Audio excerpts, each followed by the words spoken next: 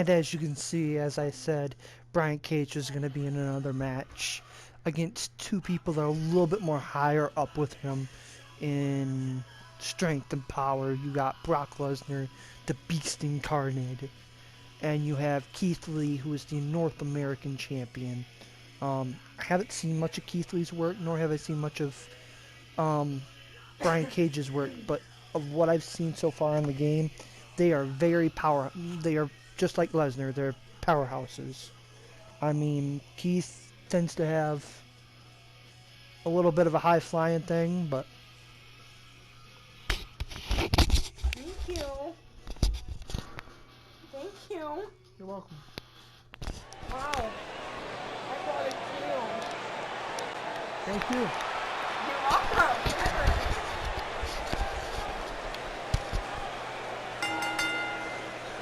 The following contest is a triple now, I'm not sure if that's threat Brian steel Cage's actual cage match. Twitter handle. Making his way to the ring But these two beasts are from going to be Fresno, stuck in a California, cage together, guys. weighing in at 268 pounds, Brian Case. Cage is going to be in a cage. As the finishing touches get put on the cage, Byron, what are these superstars in for here tonight? They're in for the fight of their lives, Michael. In fact, I would go as far as to say that these superstars will likely never be the same after this one. And they're hot. They've literally burnt the bottom of the plate.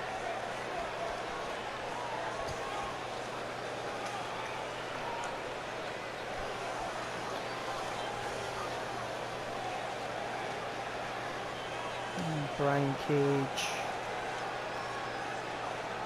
He's very cocky too, I'll admit that too. He seems it.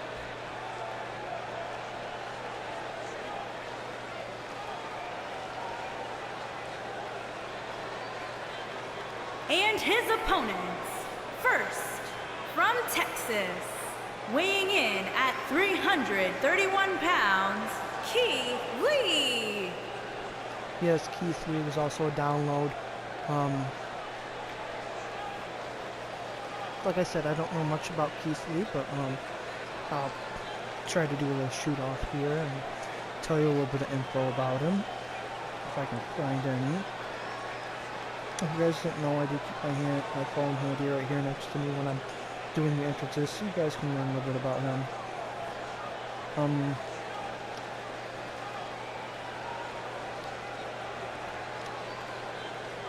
All it says is his first title he's had in WWE is the North American Ladies and gentlemen, we have our steel cage match coming up next. What Michael is trying to say is, don't you dare touch that remote, because this one is going to be a match you don't want to miss. You sure? I'm just kidding. We're all going to want to see this. If you notice, he's wearing a similar hoodie to what Brian Cage came out in. He's also been known as Kevin Payne, too. He's been in the independent circuit from AAW, All-American Wrestling, to Pro Wrestling, Gorilla. He's a one-time PWG World Champion and a one-time WWN Champion. Oh, here comes the Beast. Sadly, Heyman is not coming up with Lesnar. Is here! And from Minneapolis, You guys Minnesota, probably know all about weighing in Brock at Lesnar. And the reason why I made this cage match is based on him. Because he was a UFC fighter for a while, and he decided to come back to wrestling as a part-timer. And to sum it up,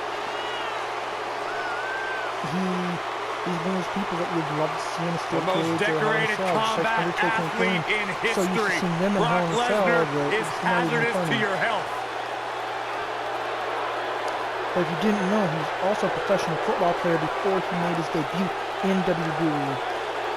And with his first run in WWE, he became the youngest WWE champion ever in WWE. Closest that got to it, the youngest world champion was Randy Orton, or still is Randy Orton, but Lesnar holds it for youngest WWE. You don't want to get in the ring with him, you don't want to get in the cage with him, you don't want to eat breakfast with him. Brock Lesnar will hurt you wherever he's at. I'm trying not to make eye contact with him. I'll hurt you wherever he's at. The most decorated combat athlete in the world. And here we go with what will undoubtedly be a thrilling steel cage match. Steel cage match. Oh, what a backbreaker. Man, just ugly impact. Oh, look at this. Ooh, neck breaker. I know Brian Cage was officially signed with. Oof! You gotta believe this Brian one's Cage over. is making sure Lesnar don't get out of the ring.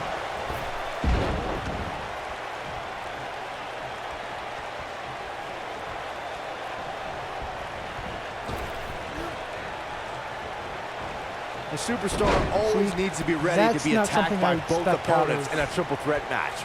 Circumstances create interesting alliances, and the numbers game can become your worst enemy in a hurry when you're competing against two other opponents. No matter how you look at it, it's a situation you don't want to be in, but you must prepare for it.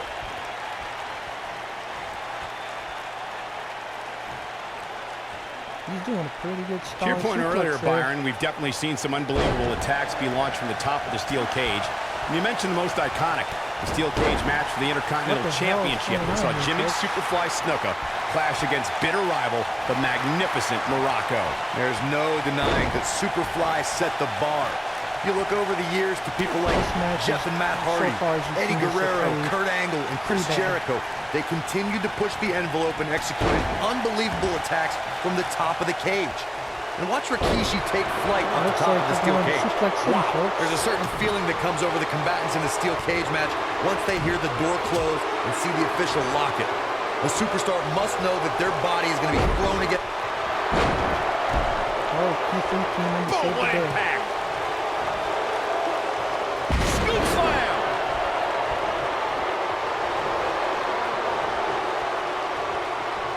The no disqualification stipulation in a triple threat match can take the battle in many directions, and each one is more unexpected than the next. A superstar can be attacked with a weapon and can be assaulted by an individual who's not even signed to compete in the match, and the contest will continue because everything's legal. To know that someone could bludgeon you with a sledgehammer, lay you out on the chair, or beat you with a kendo stick, or even be attacked by someone who's not in the match, and the referee can't do anything about it.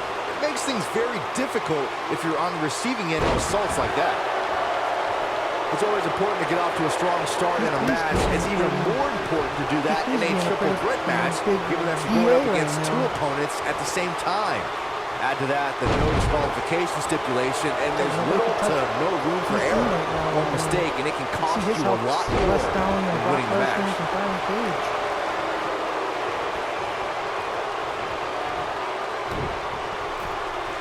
Byron, you spoke about this before. A competitor must do everything they can do to start things off on the right foot in a triple threat match. One way to do that is to target one of your opponents and go after them as soon as the bell rings. You're battling two opponents at the same time, so it's hunt or be hunted. And that's what I like, Michael. It's survival of the fittest in that ring.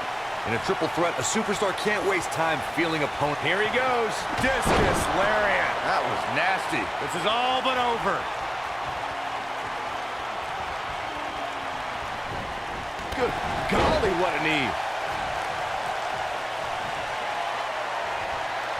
Lesner.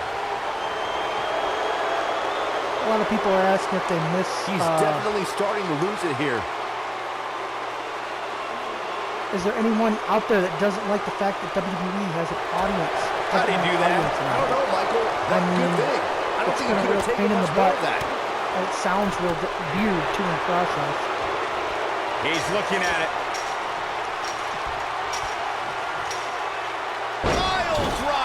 Can he finish the job? Uh-oh. And this has just been a hellacious match inside this incredibly unforgiving structure. Harsh impact. Looks like they're going to be fighting technique.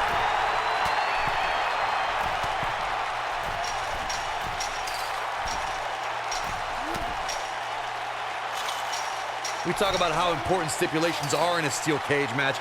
If superstars sign a contract where the only way to win is escape the cage and have both your feet touch the floor, the competitors must have a plan.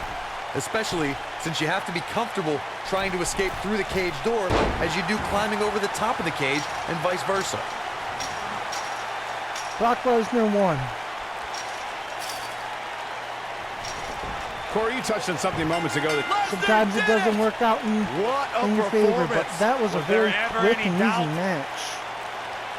those three superstars laid it all on the line, as we can see right here in these clips.